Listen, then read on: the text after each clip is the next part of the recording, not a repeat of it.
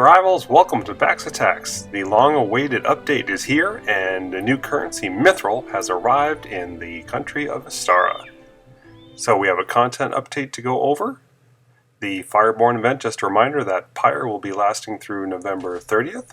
The big change here is Mithril has arrived, a way to improve and customize your defenses. We'll look at that in a second. Let's just look over these notes for the update though. We have new Ancients, upgrading defenses by using Mithril. Alandra, Daji, and Zemo, that's Lightning, Fire, and Death Ancients that are going to be coming in events. Each of them has an Ascension material that will allow them to raise from Rare to Epic. Possibly there'll be another one later. Big change for Aegis's enhanced loyalty costs. It has been really just slashed, which is good because it was totally out of hand before. It's now much cheaper to upgrade Aegis, and I recommend that you do that as soon as possible. The Hagar Freeze has also changed. The Karasum staff, Mana Hunters, have been renamed Mana Stalkers. They really haven't changed much. They just go up in smaller steps, really, that's all. The Ember Claw Ignite has been changed. This is supposed to be a buff, but this looks really kind of bad. And actually the damage for the Ignite has been cut in half. Even at level 30 or so, it's like 120 points of damage over like 10 seconds. It's ridiculously low. And you now have to deal 50% damage to get it to spread to other buildings instead of it being automatic with the second cast. So just not at all impressed with the Ember Claw. This was supposed to be a major update. In addition, Raiders got effectively ruined, I think. When a gold storage or smelter is destroyed, any Raiders and any nearby troops gain increased damage for a short duration, and it says above there, at level 3 here it's 5 seconds, and they all get a damage increase, so 14% damage.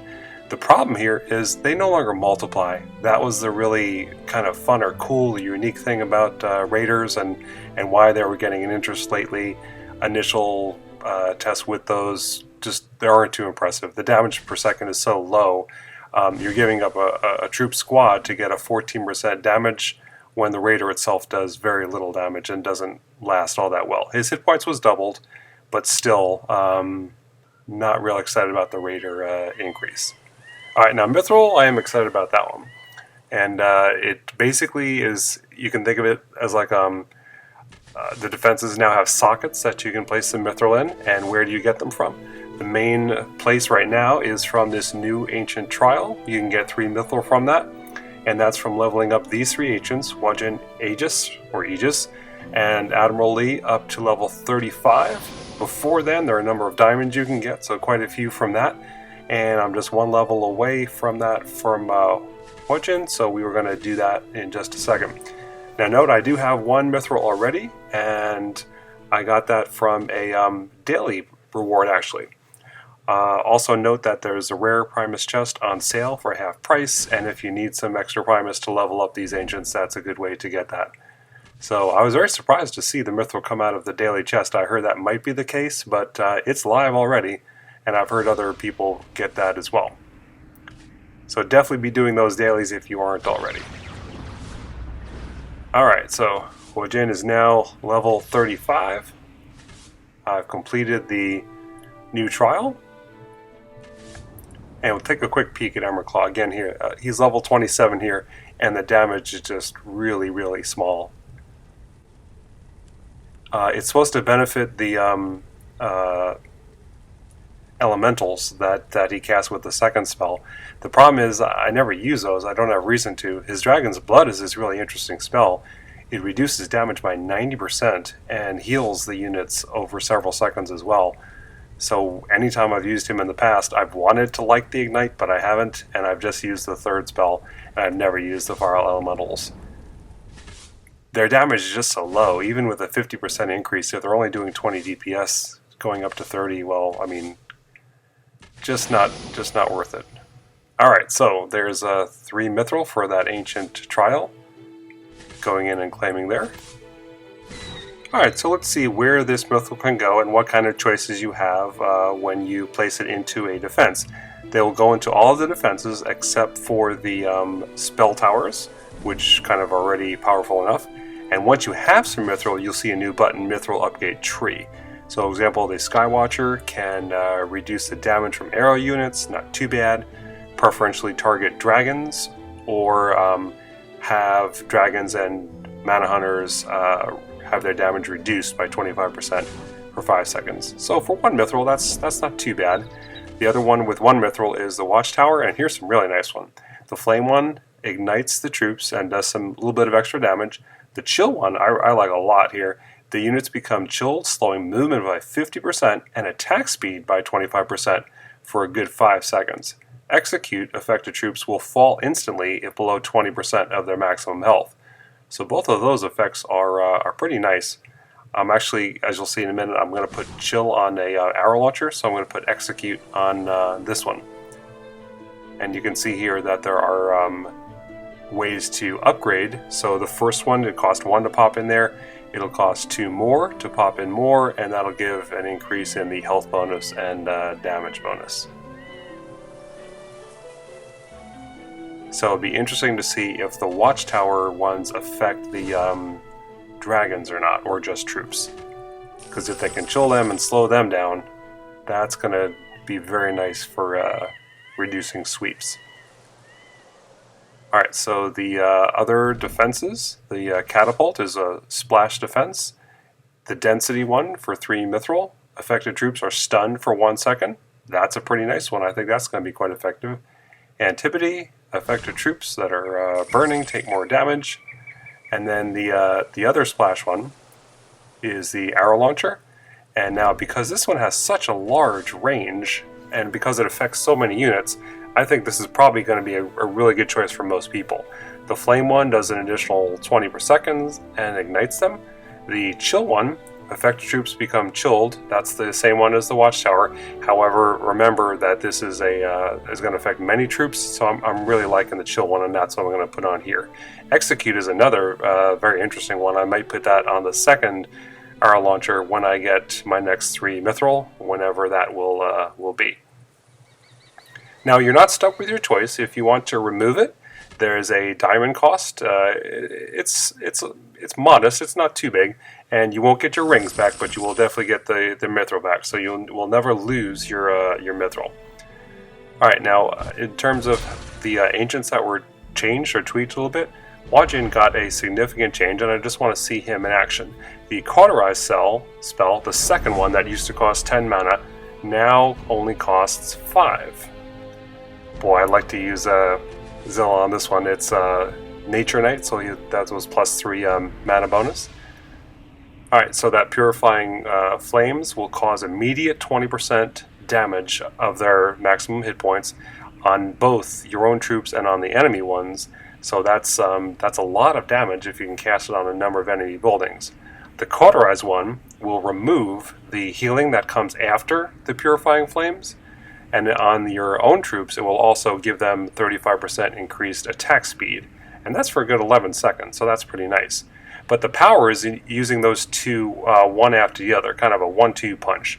And that used to cost a total of 15 mana when it cost 10. Now it only costs 5 each. And in fact, you can see the icon's been moved, and they're now both down on the bottom. Familiarize yourself with that and make sure that you're casting the one you intend to. So the Purify Flames is on the left there, and we will get that down on our own troops and on the buildings, and then the Cauterize on both. And then after that, we'll be casting that combo just on the defenses to knock them down 20% at a pop. So I'm dropping down 1 soldier squad and my dragon to pick up some mana and some flight time for the dragon. I'm going to drop in my main army on the opposite side, sweep over to draw the spell tower fire and to get some lifesteal and some damage there. And now we're going to get ready to cast the Purifying Flames, and we're trying to do that when the troops are in range of the building so that we can get both. And we'll immediately cauterize that wound. Now in these other casts, we're doing a 1-2 that is going to take away 20% of the health of all those buildings in the inner circle there. And if you do that twice, it'll take away 40 of their points. If you get to do it 3 times, that's 60% damage. Look how that's wiping out the core very nicely. And as it destroys building, you're getting mana back on that, of course. So this is the first time I attacked with Wudgeon after the update, and wow, I'm kind of impressed. That went down pretty easily. I think this is going to be worth some other experimenting. I know my previous first look at Wudgeon didn't rank him too highly. It was just too expensive for what you were getting from those first two spells, but he's going to be worth a revisit. In fact, let's just jump in and try him again in the arena, see what kind of base we see there and how he can do. I'll follow that up then with one attack with Ember Claw to kind of show you him in action after this. Okay, not that base. That one's a little bit too tough.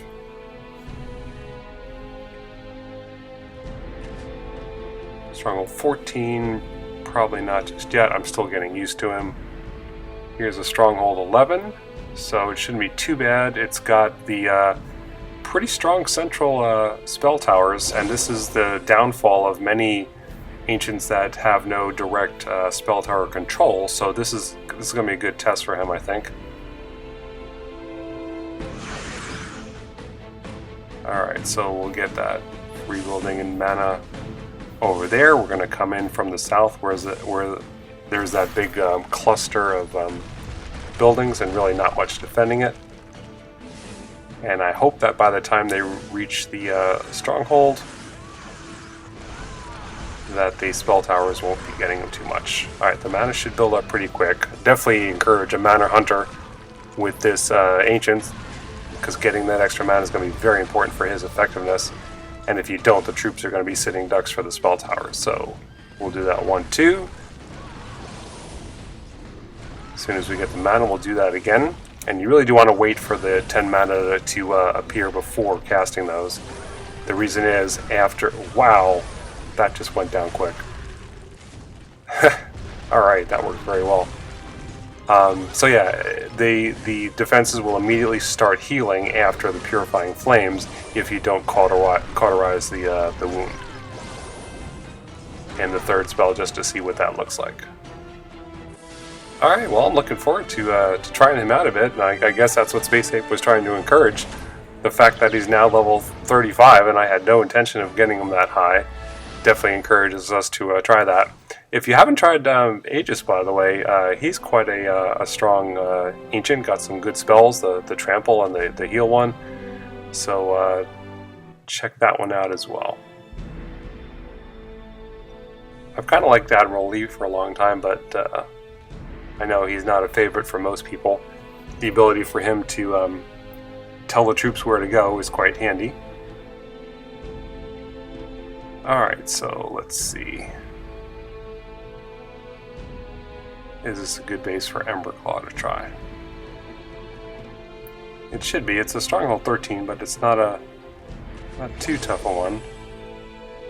And the one spell tower is way out of play. And the left side there has a lot of buildings densely packed, so the Ignite should spread nicely there. Since I haven't used them too much, I'll grab some extra mana just to make sure we are able to cast both a couple of Ignites and a Elemental as well. Alright, so send the troops in here. That Ignite, I probably have to cast that closer to the troops. That's where I would have placed it before, but now it only will spread when it's below 50%. And same problem here, yeah. I have cast those all by habit of my previous one, I'm afraid. Get some elementals in there.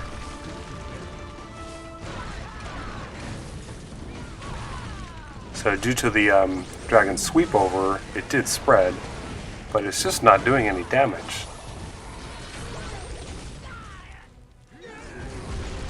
That third spell is real nice while it lasts. The troops are really resilient. They're not going down if they have the dragon's blood under them.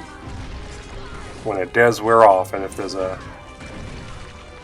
heavy defenses next to them, though, they're not going to last too long.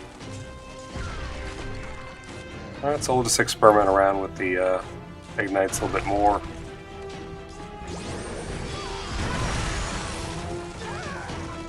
They've changed the graphic on it too. It's less subtle, more flaming. little bit harder to see what's going on, but not too bad. And it's got that kind of green glow, so to speak, when it's injured or when it's flaming.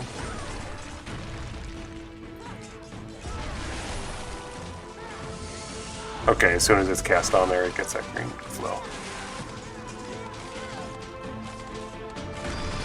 Alright, well, we got a win, but it wasn't by my good use of the spells, that's for sure.